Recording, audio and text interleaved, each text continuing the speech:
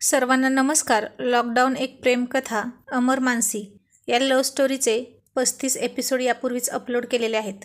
कृपया ते सर्व एपिसोड ऐकण्यासाठी आपल्या चॅनलला भेट द्यावी. आता अमर तसाच उपाशी झोपला होता. भूक तर होती पण इच्छा नव्हती. मानसीसुद्धा त्याच्या बाजूला येऊन झोपली. तिने डोळे मिटले आणि त्याने डोळे उघडले आणि तो आलिशाचा विचार करू लागला. आणि असं का होतंय त्यालाच कळत नव्हतं. आलिशानं लग्न करून तिच्या आयुष्यात पुढे जावं असं त्यालाही वाटत होतं. पण खरंच त्याला मनापासून असं वाटत होतं का? हा प्रश्न त्यानं त्याच्या मनाला विचारला की जर ती तिच्या आयुष्यात पुढं गेली तरी तो तिला विसरू शकेल का? आणि त्याला जे उत्तर मिळालं ते खूप धक्कादायक होतं. आलिशा फक्त माझी आहे, फक्त माझी, असंच त्याचं हृदय त्याला सांगत होतं. पण त्यानं मानसीकडे पाहिलं आणि मी तिला फसवत तर नाही ना असं त्याला वाटलं. माझ्यात आणि आलिशामध्ये जे संबंध होते ते मानसीला मी स्वीकारण्याच्या अगोदर होते. पण मग मानसीला स्वीकारल्यानंतर आलिशाचं माझ्या आयुष्यातलं अस्तित्व संपलं का? मान्य आहे आता आम्ही फक्त मित्र आहोत, पण ते फक्त स्वतःच्या मनाची समजूत घालण्यासाठी हा केलेला समझोता आहे. सर्वात अगोदर आलिशाच माझ्या नसानसात आणि रंध्रारंध्रात चैतन्य बनून वाहत होती. मी तिला कसा विसरू? काही लोकांच्या दृष्टीने पहिलं प्रेम विसरलं आणि सहज पुढे गेलं जाणं सोपं असतं. पण आमचं प्रेम हे प्रेम नव्हतं आणि ते शरीरापुरतं मर्यादित नव्हतं. माझ्या आत्म्यानं तिच्या आत्म्यावर केलेलं ते प्रेम होतं आणि ते प्रेम अमर असतं. माझं आणि आलिशाचं प्रेम असंच अजरामर आहे. जरी ती तिच्या आयुष्यात पुढे गेली तरी आमचं प्रेम संपणार नाही. कारण माणसाला सगळं बदलता येतं पण भूतकाळ बदलता येत नाही. भूतकाळ विसरता येतो पण बदलता येत नाही. तसंच माझं आणि आलिशाचं एकमेकांवरचं प्रेम आम्हाला बदलता येणार नाही, नाकारता येणार नाही. पण मग मी मानसीवर करतोय ते काय आहे? प्रेम की फसवणूक? त्यानं हाही प्रश्न त्याच्या मनाला विचारला आणि आता त्याला त्याचंही उत्तर मिळालं की हो, मानसीवर सुद्धा त्याचं प्रेम आहे. हे असं कसं होऊ शकतं? मानसी त्याचा वर्तमान आहे आणि आलिशा त्याचा भूतकाळ होती आणि त्याचं दोघींवरही प्रेम आहे. याचा साक्षात्कार त्याला आत्ता झाला आणि त्याला राजलक्ष्मीनं घातलेली शपथ आठवली आणि त्याचं काळीज थरथर कापलं. मी बाळाची घेतलेली शपथ मोडतोय का असं वाटलं त्याला. पण नाही, आईने तर माझा भूतकाळ माझ्या भविष्याच्या आड येणार नाही अशी शपथ घातली होती. मानसीला दुःख होणार असं मी वागणार नाही असं वचन मी तिला दिलं आहे. पण मी मनोमन आलिशावर प्रेम करूच शकतो. करू शकतो नाही, मी करतोय तिच्यावर प्रेम मनोमन. मी तिला विसरू शकत नाही जरी तिचं लग्न झालं तरी. आणि मी मानसीलाही फसवणार नाही. तिच्या हक्काचं प्रेम तिला मिळतच राहील आणि आलिशाच्या हक्काचं प्रेम तिला मिळत राहील, तेही तिच्यापासून दूर राहून. कारण प्रेमात शरीरानं एकत्र येणं खरंच गरजेचं नसतं हे पटलं आहे आता मला. आणि मग त्यानं मानसीला जवळ घेतली आणि तिच्या पोटावर प्रेमानं हात फिरवला. तशी ती जागी झाली. झोपली नव्हतीच ती. तो तिला म्हणाला, मनू झोपली नाहीस ना अजून? ती नाराज सुरात म्हणाली, तुम्ही उपाशी आहेत ना, मग मला कशी झोप लागेल? तो हसला आणि लाईट लावली. म्हणाला, उठ आता, तूच तुझ्या हातानं मला भरव. मग तिनं त्याला तिच्या हातानं भरवलं आणि त्यानं पुन्हा तिच्या डोळ्यात डोळे घालून तिची बोटं चोखायला सुरुवात केली आणि ती खूप शहारली. तिचे डोळे लाजेने ओतप्रोत भरले आणि ती खाली बघायला लागली. आणि अमर म्हणाला, अगं थांब थांब, अशी खाली बघू नकोस. ते आश्चर्यचकित होऊन म्हणाली, का, काय झालं? काही हवं आहे का? तो म्हणाला, हो हवं आहे. ती म्हणाली, काय हवं आहे? तो म्हणाला, तुझी ही डोळ्यातली लाज साठवून ठेवण्यासाठी एक भांडं हवं आहे. अजिबात खाली बघू नकोस हां, नाहीतर सगळी लाज ओसंडून जाईल. आणि ती आणखीन लाज मिश्रित हसून म्हणाली, इश्य, तुम्ही पण ना अमर खूपच खट्याळ आहात. तो म्हणाला, म्हणू मी अजून काहीच खट्याळपणा नाही केला. खट्याळपणा तर मी इथून पुढे करणार आहे. असं म्हणून तो उठला. त्याचं जेवण झालं होतं. त्यानं हळूच तिला बेडवर बसवलं आणि तिच्या लांबसडक केस सोडून एका बाजूने पुढे घेतले आणि तिच्या मानेवरून, कानाच्या पाकळीवरून, हातावरून अलगद एक बोट फिरवायला लागला आणि ती शहारून जायला लागली. आता खूप दिवस झाले होते ते दोघे एकरूप झाले नव्हते. आज अमरला ती हवी होती आणि अमर असं म्हणून ती फार आवेगाने त्याच्या मिठीत शिरली. आणि अमरनं तिच्या ओठांवर ओठ टेकवले. तो तिचे ओठ चोखू लागला आणि तीही त्याला प्रतिसाद देत होती. आणि अमरने मानसीच्या कलाकलाने घेत तिच्यावर प्रेम केलं आणि दोघेही एकरूप झाले. आणि आता इकडे आलिशानं रूमवर गेल्यावर प्रतीकला फोन केला आणि तिचा फोन पाहून तो हसला आणि फोन रिसीव करून म्हणाला, Alisha, will you marry me? आणि ती हसली, म्हणाली, माझं उत्तर माहीत आहे ना प्रतीक तुला, तरी वेडेपणा करतोस?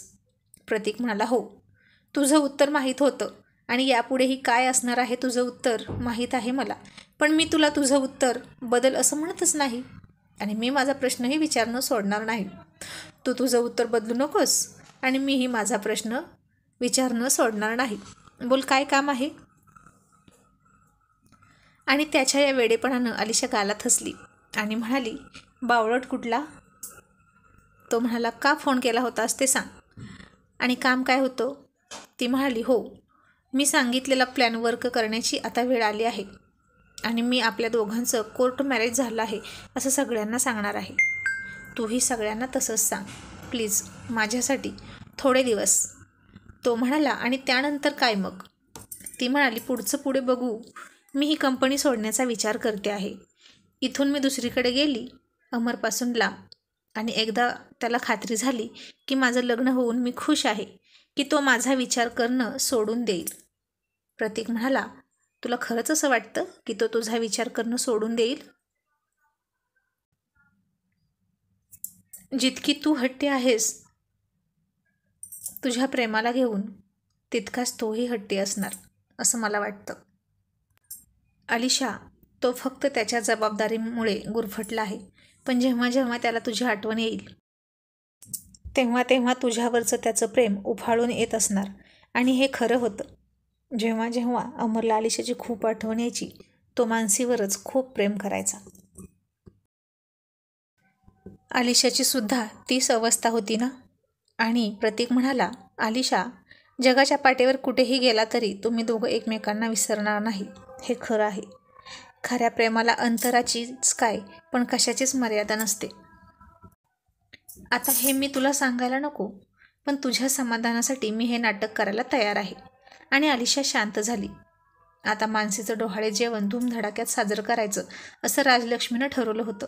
अमरसुद्धा कसलीच कसर ठेवत नव्हता मानसीचं कौतुक करण्यात. ती मागेल तिला हवी ती वस्तू तिला आणून द्यायचा. आणि मानसीचं सगळं डोहाळंसुद्धा सागरला आवडतं तसंच होतं, तेच होतं. आणि हे पाहून तर राजलक्ष्मीला पक्की खात्री झाली होती की मानसी आणि अमरच्या पोटी सागरच जन्माला येणार आहे. काय नशिबाचा चमत्कार होता कुणास ठाऊक, का राजलक्ष्मीचं आणि कुटुंबाचं प्रेम सागरला पुन्हा जन्म घेण्यास भाग पाडत होतं. काय माहीत, सगळा त्या विधात्याचा खेळ, त्याची लीला त्यालाच माहीत. बघता बघता मानसीच्या डोहाळे जेवणाचा दिवस उगवला. तिचं पोट आता बरंच मोठं दिसत होतं, गोल गोल. सगळी लक्षणं तर मुलगाच होणार अशी वाटत होती. खूप सुंदर दिसत होती आज मानसी. तिची तब्येत फार सुधारली होती. अमरही छान दिसत होता. एकमेकांना अनुरूप अशीच जोडी दिसत होती त्यांची. अगदी लक्ष्मीनारायणचा जोडा वाटत होता. आणि आताही अमरला आलिशाची आठवण आल्याशिवाय राहिली नाही. इकडे मानसीचं डोहाळे जेवण साजरं होत होतं आणि तिकडे आलिशा स्वतःच्या हातानं गळ्यात मंगळसूत्र घालत होती, डोळे मिटून. आणि डोळ्यांमध्ये चेहरा होता फक्त अमरचा. तिने अमरच्या नावाचं मंगळसूत्र घातलं होतं, सिंदूरही लावला त्याच्याच नावाचा, आणि ती खूप सुंदर दिसत होती. आरशात स्वतःलाच पाहून ती थोडी लाजली आणि तिने राजलक्ष्मीला फोन केला आणि म्हणाली, आई, मी लग्न केलं. आणि हे ऐकून राजलक्ष्मीला थोडा धक्का बसला आणि ती म्हणाली, अलिशा बाळा, बातमी तर छान आहे, पण असं अचानक कसं घडलं? काही कळवलंसुद्धा नाहीस तू आम्हाला. आम्ही परके झालो का गं तुझ्यासाठी? अलिशा म्हणाली, नाही आई, असं का म्हणता? अहो, खूप गडबड झाली, वेळच नाही मिळाला. राजलक्ष्मी म्हणाली, मुलगा कोण आहे, कसा आहे, नीट चौकशी केलीस ना? अलिशा म्हणाली, हो आई, प्रतीक नाव आहे त्याचं, माझ्या बालपणीचा मित्र आहे. राजलक्ष्मी म्हणाली, तू खुश आहेस ना? अलिशा म्हणाली, हो आई, मी खूप खुश आहे. असं ती खूप आनंदाने म्हणाली होती. आणि खरंच आज ती खूप खुश होती. तिचा आनंद तिच्या आवाजातून व्यक्त होत होता, कारण तिने अमरच्या नावाची सौभाग्यचिन्ह तिच्या अंगावर घातली होती.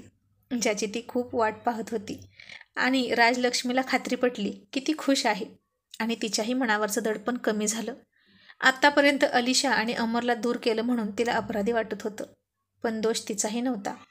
अलिशा म्हणते तशीच दोष नशिबाचा होता, पण निमित्त मात्र राजलक्ष्मी ठरली होती. कारण देवाला सुद्धा कोणी ना कोणी निमित्तासाठी हवं असतं, तो स्वतःवर काहीच येऊ देत नाही.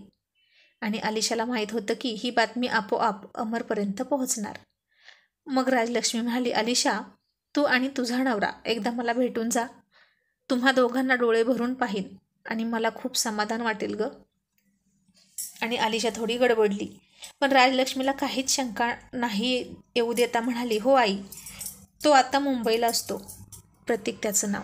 वेळ मिळाला की येईल तो. मग आम्ही तुमच्याकडे येऊ. मग राजलक्ष्मीनेही बातमी घरात सांगितली. विकास आणि मानसीला आनंद झाला. मानसीने अमरच्या चेहऱ्याकडे पाहिलं आणि अमरच्या चेहऱ्यावर मात्र अविश्वास दिसत होता. अमरला विश्वास बसत नव्हता की अलिशा इतक्या सहजासहजी लग्न करेल. मग त्यानंच तिला फोन केला आणि म्हणाला, तू खरंच लग्न केलंस? ती म्हणाली, हो, आम्ही दोघेही येणार आहे घरी आईबाबांचा आशीर्वाद घ्यायला.